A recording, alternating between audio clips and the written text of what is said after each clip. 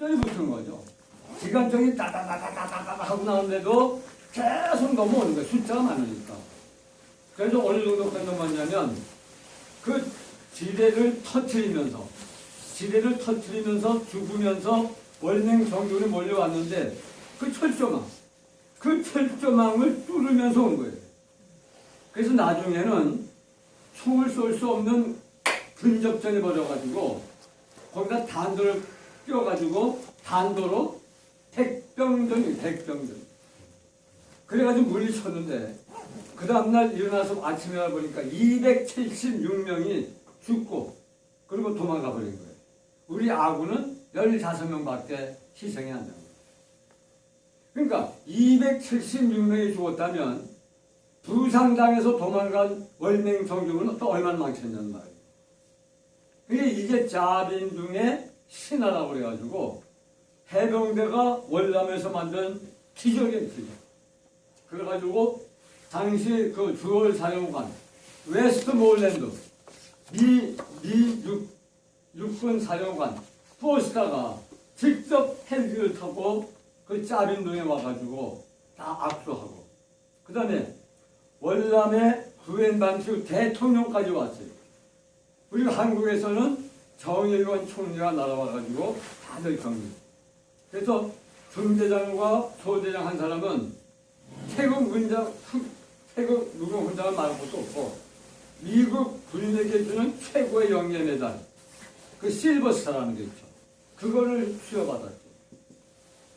그래가지고 그 대승을 거둬가지고 결국 신화를 창조하는 해병이라고 하는 그런 아주 역사적인 이름을 부여받게 된 전투가 야빈둥 전투인데 200명이 3,000명을 척해버려요.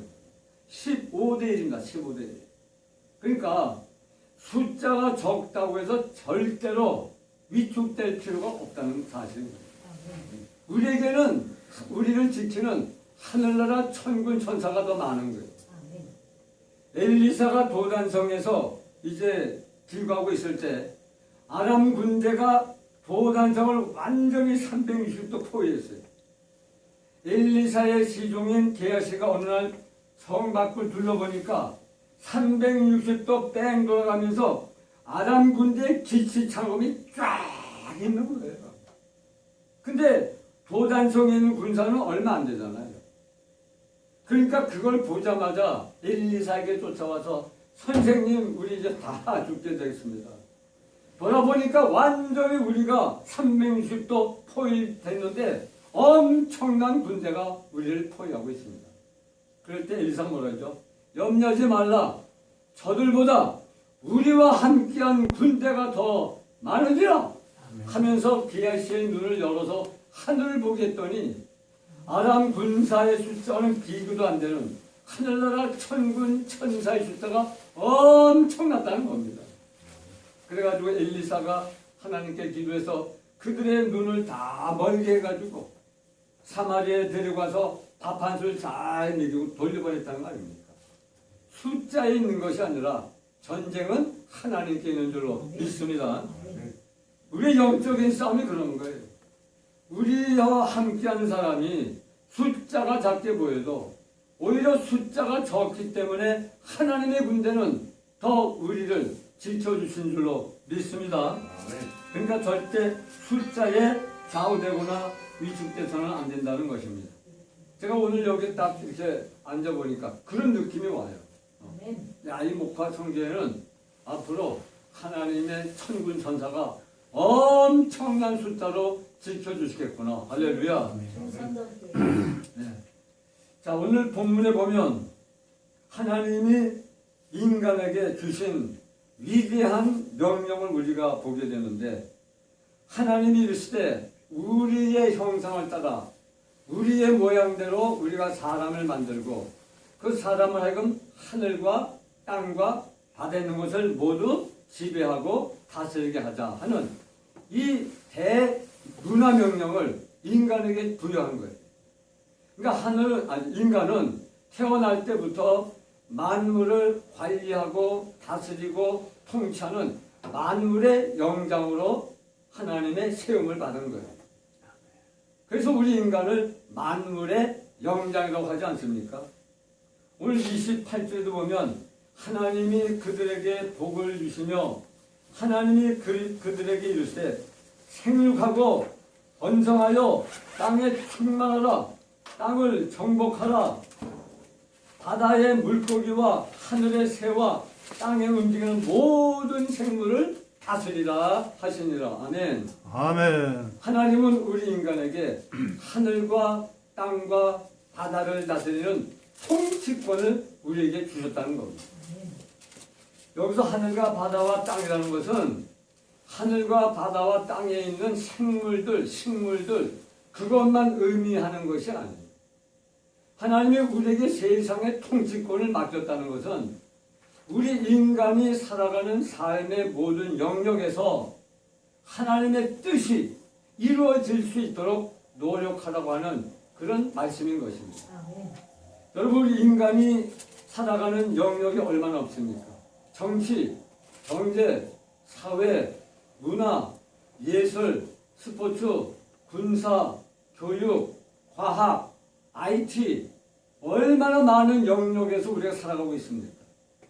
그 인간이 살아가는 삶의 전 영역에서 하나님의 뜻이 이루어지도록 노력하라고 하는 위임명령을, 문화명령을 저와 여러분에게 주신 줄로 믿으시기 바랍니다.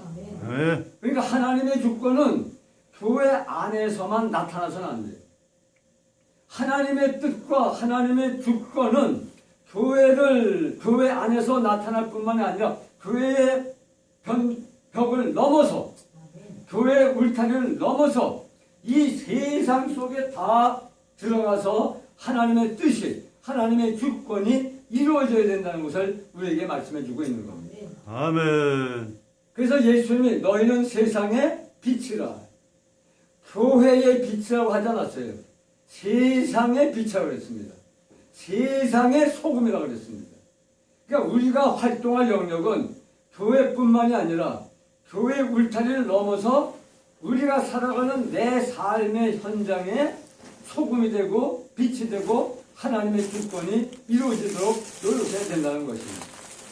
그런데 우리 교회는 우리 교인들을 교회 울타리 안에만 가둬두게 하려고 하는 그런 경향이 없잖아 있는 거예요. 물론 우리가 교회 안에서 하나님을 섬기고 형제자매끼리 사랑하고 또 선교하고 마땅한데 교회 안에서만 오물락오물락해서는 안 되고 하나님의 은혜가 교회 울타리를 넘어서 세상을 흘러가야 되는 겁니다. 세상에 하나님의 뜻이 이루어질 수 있도록 해야 된다는 것입니다. 아멘. 예수님께서 주기도를 가르쳐줄 때 뭐랬죠? 뜻이, 하나님의 뜻이 하늘에서 이룬 것 같이 땅에서도 이루어지게 하소서. 여러분, 하나님의 뜻은 하늘나라에서만 이루어지는 게 아니에요. 하나님의 뜻은 하늘나라뿐만이 아니라 바로 이 땅에서 그리고 하늘과 땅과 바다에서 하나님의 뜻은 확실히 성취되고 이루어져야 될 줄로 믿습니다. 이것을 말씀하고 있는 겁니다. 그래서 여러분, 정계에서 활동한 사람은 그 정계에서, 국회에서 하나님의 뜻대로 살아야 돼요. 기독교인이라면. 또 장사를 하든지 사업을 하든지 기업을 이끌어가는 그리스도인들도 하나님의 뜻이 그 장사하는 장소에서 또 기업 장소에서 그 어떤 장소든 간에 경제도 하나님의 뜻대로 이루어져야 된다는 것입니다. 군인들도 마찬가지예요. 군대에서 하나님의 주권이 성취되도록 군인들은 노력을 해야 한다고 하는 사실인 겁니다. 그러니까 이 세상에 이 전 인류 가운데 우리가 살아가는 전 삶의 영역에서 하나님의 주권이 미치지 않는 곳은 단 1인치도 없는 겁니다. 그것이 하나님의 뜻이에요. 이게 이루어지지 않는다면 하나님의 주권, 하나님의 뜻은 이 땅에서 성취가 되지 않는 거예요. 그건 하나님의 뜻이 아니에요. 내가 가수가 돼가지고 가요계에서 활동하잖아요. 그 가요계에서도 하나님의 뜻이 이루어지도록 가수는 노래를 부르고 살아가야 되는 거예요. 그러니까 내가 어떤 직업에 종사하든지 간에 그 직업의 현장에서 내 삶의 자리에서 하나님의 주권이 나를 통해서 이루어질 수 있도록 노력해야 된다. 이것이 바로 하나님이 인간에게 생육하고 번성하여 땅에 충만하라, 하늘과 땅의 모든 것을 다스리라 하는 이 만물의 영장권을 우리에게 주신 것을 이루는 방법이라고 하는 사실인 겁니다. 여러분, 만약에 목사가 정계에 진출해서 국회의원이 되고 또 나중에 뭐 대통령이 되고 그렇게 한다면 그것을 여러분들은 어떻게 보실지 모르겠어요. 제가 그 유명한 훌륭한 목사님을 한번 소개할 텐데, 이분은 네덜란드 분이에요. 네덜란드. 이름은 아브라함 카이퍼. 아마 들어보신 분들은 들어보셨을 거예요. 이분은 1837년부터 1920년까지, 그러니까 19세기와 20세기에 걸쳐 살아갔던 분인데, 이분은 25살에 그 라이덴이라고 하는 네덜란드 라이덴 대학을 졸업했어요. 그래가지고 25살에 신학 박사학위를 받습니다. 신학 박사학위. 네? 천재죠, 천재. 25살에 신학 박사를 받는데, 이분은 그 라이덴 대학이라는 것이 좀 자유주의적인 신학에 물을 먹었어요. 그래가지고 하나님의 말씀을 온전히 확실히 믿어야 되는데, 하나님의 말씀보다는 인간의 이성을 굉장히 중요시하기 때문에 이분이 26살에 결혼을 하고 어느 네덜란드 시골 교회에 담임 목사로 갔어요. 그때가 26살이에요. 26살에 부인과 함께 담임 목사가 돼가지고 시골 교회에 부임했는데, 여러분, 그 시골 교회라고 할지라도 이 1517년에 마틴 루터가 종교개혁을 일으키고 또 칼빈이 장로교를 만들지 않았습니까? 그 영향을 받아가지고 300년 된 시골교회의 담임 목사로 간 거예요. 그런데 자기가 이제 신학 박사잖아요. 그러니까 아는 게 얼마나 안 됐어요. 그래가지고 신나게 설교하면 교인들이 듣지도 않는 거예요. 그리고 신방 가서 뭐 얘기하려고 그러면은, 목사님, 우리 말을 좀 들으십시오. 그러면서 은근히 왕따를 시킨다는 거예요.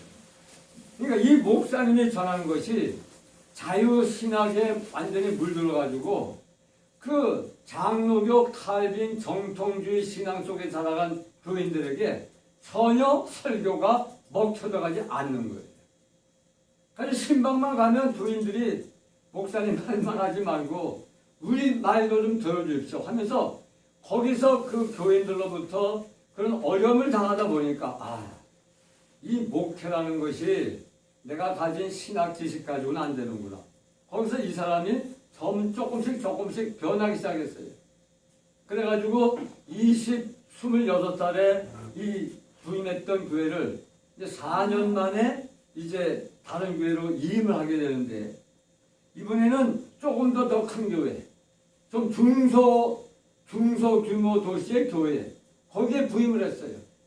근데 여기서 12년 동안을 심하는데, 이때부터 이 아브라함 카이퍼가 날개를 달고 날아가기 시작하는 거예요. 설교가 점점 은혜로워지는 거예요. 그래가지고 이 소식이 네덜란드 전역에 터지면서, 당시 네덜란드에서 제일 큰 교회가 암스테르담에 있는 이 암스테르담 중앙교회인데 한 6만 명 정도 모이는 교회. 거기서 청교를 받았어요. 그때 나이가 33살에 암스테르담 중앙교회, 네덜란드에서 제일 큰 교회 부인을 청교받아 부임했는데, 이분의 설교가 기가 막힌 거예요. 처음에는 교인들로부터 배타적인 대접을 받던 목사님이 그냥 뭐 사방에서 사람들이 몰려드니까 그 설교를 듣겠다고 엄청난 사람들이 응집하게 되고 그가 점점 부흥하는 거예요. 그런데 한 4년 동안 목회를 잘 했는데 가만 보니까 한계를 느낀 거예요. 뭐냐? 자기가 열정적으로 강단에서 설교를 하고 메시지를 선포하면 아멘 아멘 하면서 교인들이 은혜를 많이 받긴 받는데 문제는 그 은혜 받은 교인들이 월요일부터 토요일까지 세상에 나가서 자기 직장에서 일을 하는데 전혀 기독교인다운 삶을 살지를 못하는 거예요. 교회에서 받는 은혜가 아무리 좋아도 그 말씀대로 살아야 되는데 아멘. 시장에서 그렇게 살고 정치하는 사람도 그렇게 살고 그 다음에 군인도 그렇게 살고 다 그렇게 살아야 되는데 그렇게 살지를 못하더라는 거예요. 그래서 가만히 연구하고 분석해 보니까 문제는 교인들이 나가서 사는 삶의 자리가 분위기가 바꿔지지 않으면 똑같은 현상이 벌어진다는 것을 깨닫게 되는 거예요. 그래서 교인들이 살아가는 삶의 환경, 이 사회 제도를 바꾸지 않는 한 교인들은 우물한 개구리가 될 수밖에 없겠구나. 그래가지고 이분이 생각해, 나는 이제 교회 울타리를 벗어나서 정치를 해야 되겠다. 그래서 국회의원이 돼가지고 법을 바꿔서 교인들이 기독교인의 정체성을 가지고 살아갈 수 있는 그런 사회 분위기를 만들어 가야겠다. 그래가지고 37살에 국회의원에 출마해가지고 당선이 됐어요. 그때로부터 하나님의 뜻에 맞는 입법 활동을 하기 시작한 겁니다. 그래가지고 나중에는 상원의원도 되고, 그리고 이분이 64살 때는 그 나라의 최고 권력자인 그 네덜란드의 수상의 자리에까지 올라갔던 거예요. 당시 국회 해상권은 여왕에게 있었죠. 여왕에게. 그래서 여왕에게 얘기해서 국회를 해산하러 가고, 그래서 다시 국회를 뽑아가지고 내각을 완전히 기독교인으로 만드는 거예요. 그래가지고 기독교인들이 그 사회에서 그리스도인으로서의 정체성을 살아갈 수 있도록 잘못된 사법을 다 바꿔버린 거예요. 다 바꿔버린 거예요. 그러니까 교회가 부흥하고 사회가 성장하게 되는 거죠. 그래서 1900몇 년부터냐면은 1901년부터 1905년까지 네덜란드의 수상직을 수행을 했어요. 그러면서 네덜란드의 모든 법을 다 바꿔가지고 네덜란드를 아주 하나님이 원하는 하나님의 주권이 미치는 그런 나라로 만들어 버린 거예요. 뜻이 하늘에서 이룬같이 땅에서 이루어지다는 그 주님의 기도를 실천하고 완성하게 되는 거예요. 그래가지고 이분이 나이가 70이 됐을 때 온 국민이 추앙을 받아가지고 이 아브라함 카이퍼의 생일이 이게 10월 29일인데 1907년 10월 29일인데 그 10월 29일을 무슨 날로 정인 줄 아세요? 네덜란드의 국정일로 만들어요. 국정일로요. 여러분, 세계 지도자들 가운데 자기 생일이 국정일인 나라가 어느 나라가 있습니까? 없죠? 북한밖에 없어요. 북한밖에. 김일성 생일 4.15가 국정일 아닙니까? 김일성 생일 4.15는 추석이나 설날보다도 더 성대하게 보냅니다. 국정이에요. 국정이. 독재자밖에 없는 그 개인의 생일이 그 자유스러운 나라, 그 나라에서 국정이 했단 말이에요. 우리 유 목사님 생일이 언제요? 6월 20일. 2월 20일. 6월. 20일. 6.25 닷새 전에네. 우리 유 목사님이 6월 20일이라고 하시는데 6월 20일을 국정일로 선정한다. 도대체 유기순이라고 하는 분이 어떻길래 대한민국 국민의 추대를 받아가지고 그 생일을 국종일로 만드냐 이거예요. 근데 아브라함 카이퍼 목사님이 그의 나이 70세가 됐을 때 그 생일이 네덜란드의 국경일이 됐단 말이에요. 그러니까 이 아브라함 카이퍼는 절대로 하나님의 뜻은 교회 안에서만 갇혀 있으면 안 된다. 하나님의 주권은 교회뿐만이 아니라 교회의 울타리를 넘어서 정치, 경제, 사회, 문화, 예술, 스포츠, 군사, 교육, 과학, 안보, IT, 원전 등 모든 부면에 전 영역에 인생이 살아가는 삶의 전 영역에 하나님의 뜻이, 하나님의 주권이 이루어지는 것이 하나님의 원하는 거다 이거예요. 이것이 바로 오늘 말씀하는 생육하고 번성하여 땅에 충만하다 하늘과 땅과 바다에 있는 모든 것을 다스리라고 하는 이 문화 명령을 바로 아브라함 카이프는 네덜란드에서 이미 19세기, 20세기 초에 걸쳐서 완성을 했다는 것입니다. 그렇기 때문에 우리나라는 장로님 3분이 대통령이 됐어요. 이승만 장로님, 또 김영삼 장로님, 이명박 장로님. 근데 목사님은 아직 안 나왔어요. 목사 대통령이 아직 안 나왔어요. 여러분, 아브라함 카이퍼 목사님이 얘기 들으니까 우리나라에서도 목사 대통령 나와야 되겠어요? 안 나와야 되겠어요? 나와야죠.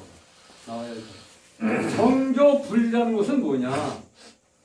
정부가 종교를 간섭하지 못하게 하는 것이 정교 분리예요.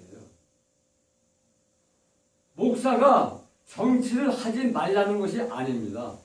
누구보다도 하나님의 뜻을 잘 아는 분이 누구예요? 목사님 아닙니까? 그렇다면 목사님이 하나님의 주권, 하나님의 뜻을 이 땅에 실현하기 위해서는 때로는 정계도 투신해가지고 정치도 하고 그리고 국회의원도 되고 그리고 총리도 되고 그리고 대통령도 돼야 되는 거예요. 이게 하나님의 주권이 이 땅에 실현시키는 방법이라는 것입니다. 여러분, 초대 국회에 이윤영 목사님이 국회의원이 돼가지고 기도한 거 아시죠? 그분이 국회의원만 머물러서는 안 되는 거예요.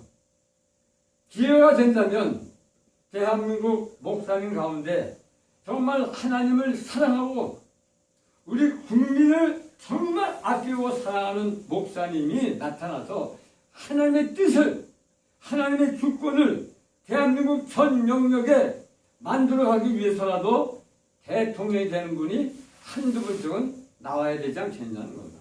아멘. 할렐루야. 아멘. 지금까지 감사합니다. 감사합니다.